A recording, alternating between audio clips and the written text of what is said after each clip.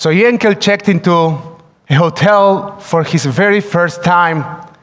He goes up to his roof, and 5 minutes later, he calls the desk and says, "You have given me a room with no exit. How do I live?" The desk clerk says, "Sir, that's absurd. Have you looked for the door?" Yankel says, "Well, there is one door that leads to the bathroom. There is a second door that goes into the closet. And there is a door I haven't tried, but it has a do not disturb sign on it." Says Rabbi Shlomo Ibn Gvirol, "Shar asher nisgar kum beftacheu." Rise and open the gate that has been closed, that has been shut before you. And obviously, he never tried to get into Trader Joe's when you just need a dozen eggs and a carton of milk, and the very nice person at the door tells you, "Sorry, it's 9:01 and we close at 9. One of the most graphic ideas of the days of awe is the one of the gates closing before us.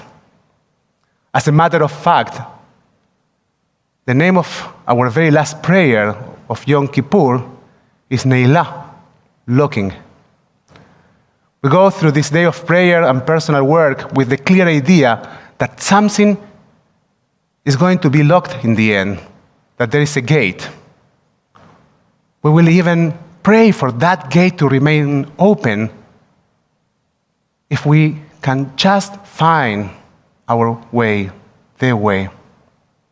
So let's talk about gates. I have 3 stories to share with you, and here's the first one. Rabbi Nathan Adler of Frankfurt related, "It is not for nothing that they say the Poles have no good manners. No matter when I lift my eyes and my soul to heaven, Rabbi Susha is always there ahead of me. Once I fasted for a long time in order to reach the gates of heaven while they're still closed. I stood before the gates, and when they were open, I was the very first to enter. And whom do you suppose I saw inside? Rabbi Susha. How he got in, I don't know. But he was certainly there. He had not had the grace to wait until he was admitted. It is not for nothing that they say the Poles have no manners. So sometimes in order to get into certain place, we need a little chutzpah. And that reminds me of a time that Noga and I went to a restaurant in the German colony in Haifa. I wanted to drink a soda, so I ordered a Diet Coke, which was the one I drank at the time. The waitress apologized and said that they didn't offer that. They only worked with the Pepsi brand, and so she could give me a Diet Pepsi. I asked about Diet 7-Up. She said, so sorry, we don't have. And so I ordered a Diet Pepsi. It certainly wasn't my favorite, but I really wanted the soda. 5 minutes later, I see the same waitress serving a Diet Coke to the table next to us. We at our table immediately got busy speculating how they got that Diet Coke. Did they bring it from home? Did they ask to hold it and for them in the fridge? And so I finally decided to ask. I called the waitress and said, I noticed that you served the table next to us a Diet Coke, and you told me that you didn't work with that brand. And she said, but they insisted. What do you mean, they insisted? I asked. She looked at me. We don't work with that brand, but we do have a few bottles for people that insist. And so now that we are talking about insistence and rules, here's our second story. Franz Kafka's Before the Law. Before the law sits a gatekeeper. To this gatekeeper comes a man from the country who asks to gain entry into the law. But the gatekeeper says that he cannot grant him entry at the moment. The man thinks about it and then asks if he will be allowed to come in later on. It is possible, says the gatekeeper. The gate to the law stands open, as always, and the gatekeeper walks to the side. So the man bends over in order to see through the gate. When the gatekeeper notices that, he laughs and says, "If it tempts you so much, try in spite of my prohibition. But take note, I am powerful, and I am only the most lowly gatekeeper. From room to room stand gatekeepers, each more powerful than the other." The man has not expected such difficulties. The law should always be accessible for everyone, he thinks. But as he now looks more closely at the gatekeeper, he decides that it would be better to wait until he gets permission to go inside. The gatekeeper gives him a stool and allows him to sit down at the side in front of the gate. There he sits for days and years. He makes many attempts to be let in, and he wears the gatekeeper out with his requests. At the end, he always tells him once more that he cannot let him inside yet. The man, who has equipped himself with many things for his journey, spends everything trying to win over the gatekeeper. The latter takes it all, but as he does so, says, "I am taking this only so that you don't think you have failed to do anything." During the many years the man observes the gatekeeper almost continuously. He forgets of other gatekeepers, and this one seems to him the only obstacle for entry. He curses the unlucky circumstance in the first years thoughtlessly and out loud. Later, as he grows old, he still mumbles to himself. With time, he becomes childish. And since in the long years studying the gatekeeper, he has come to know the fleas in his fur collar. He even asks the fleas to help him persuade the gatekeeper. Now, he no longer has much time to live. Before his death, he gathers in his head all his experiences of the entire time up into one last question. He waves to the gatekeeper since he can no longer lift up his stiffened body. "What do you still want to know then?" asks the gatekeeper. "Everyone strives after the law," says the man. "So how is that in these many, many years, no one except me has requested entry?"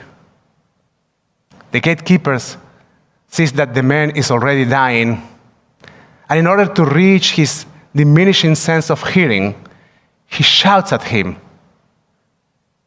"Here no one else can gain entry, since this entrance was assigned only to you. I am going now to close it. What a tragedy is to spend our entire lives focusing on the gatekeeper, not on the purpose, what's beyond the gate. Listening to voices that tell us you won't make it, you are too small, you are too weak, you don't have the skill set. We feel intimidated, and so we wait for permission to access places that we should feel free to enter. We start to find some comfort and justification in those same voices that intimidate us. We keep saying the same words and developing our excuses, and we feel validated because we are trying, even though we are really going nowhere.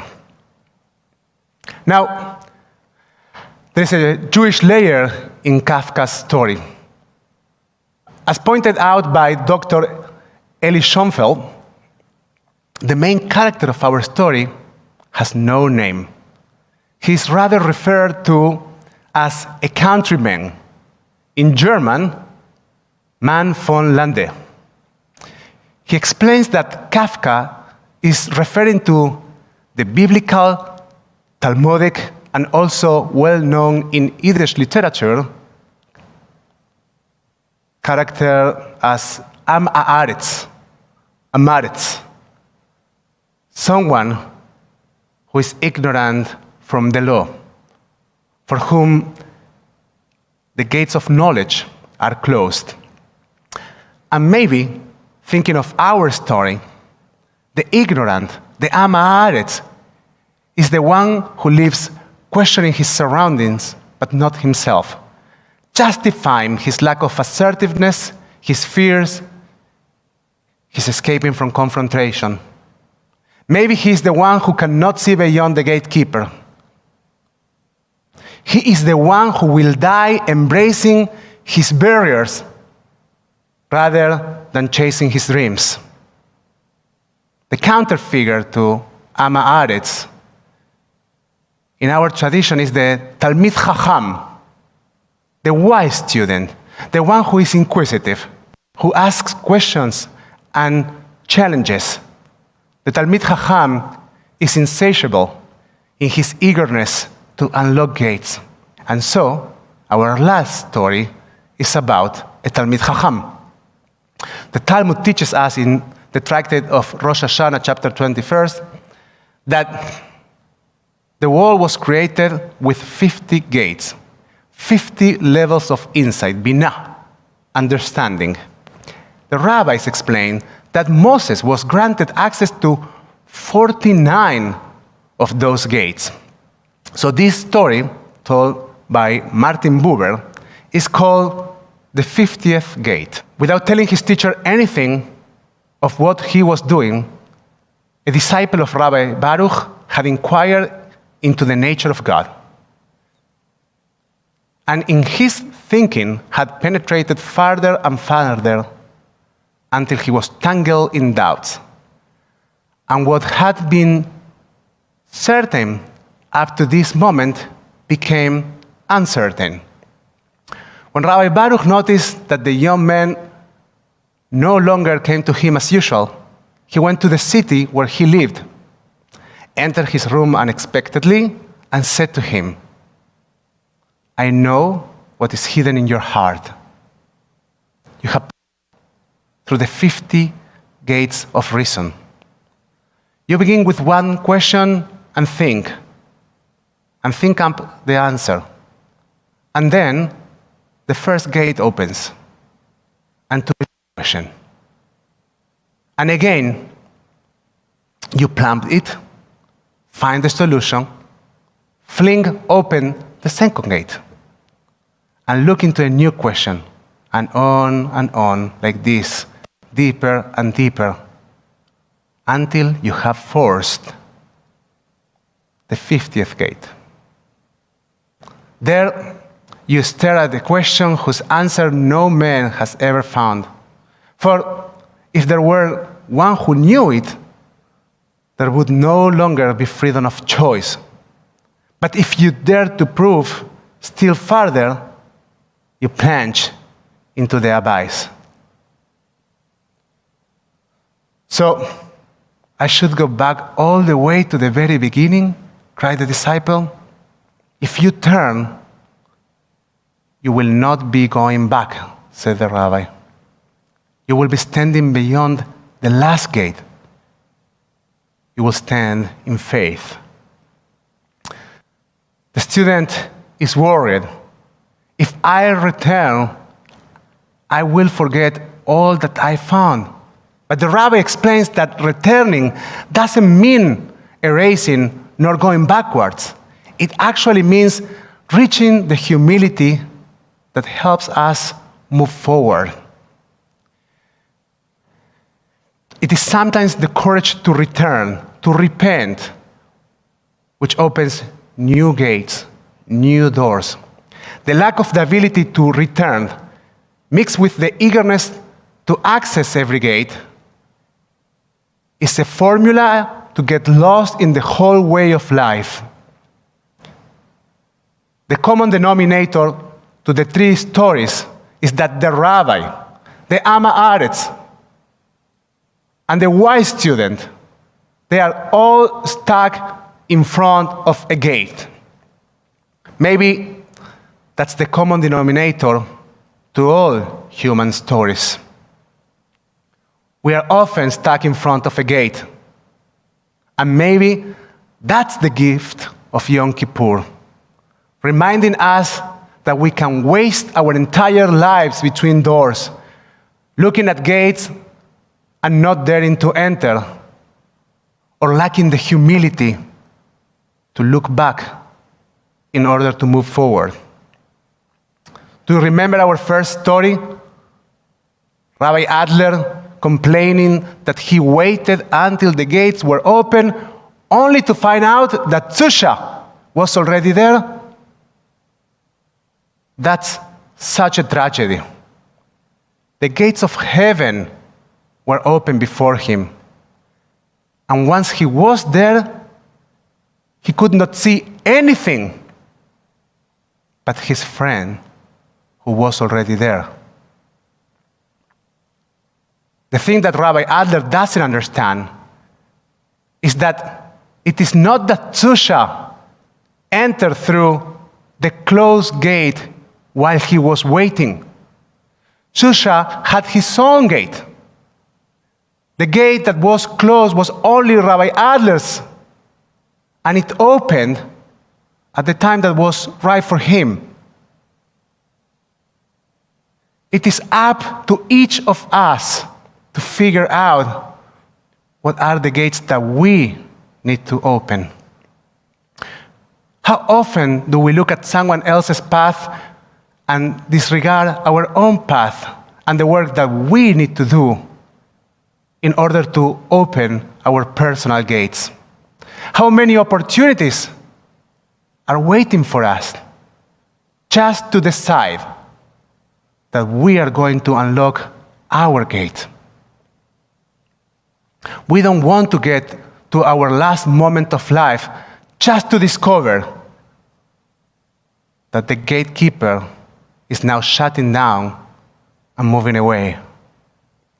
We want to have the chutzpah to open the door with the "do not disturb" sign on it, the insistence to get the Diet Coke, the integrity to focus on our own path. We want the assertiveness to enter and the courage to inquire what is inside. We want the humility to return, to find faith, to trust. Dear God, give us the courage and the enlightenment as we go through our prayers today, so we find what are the gates that we need to unlock. Guide us so tonight when we pray Tach Lanu Shar, open the gates, we will know not just what we are praying for, we will know where we are going with those prayers, and so we will be ready to get our foot in the door. שער אשר נסגר, קום בפתחהו. Let us rise and open the gate that has been shut before us. חתימה טובה.